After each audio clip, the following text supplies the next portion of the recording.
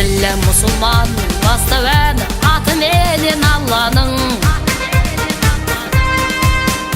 Қазақ ел ерліктердің дастан әні бірлік еткен қорғаны. Ұлтымыздың жау жүректік қасқалары азаттық ет арманы. Енді мені ел болдың масқаралы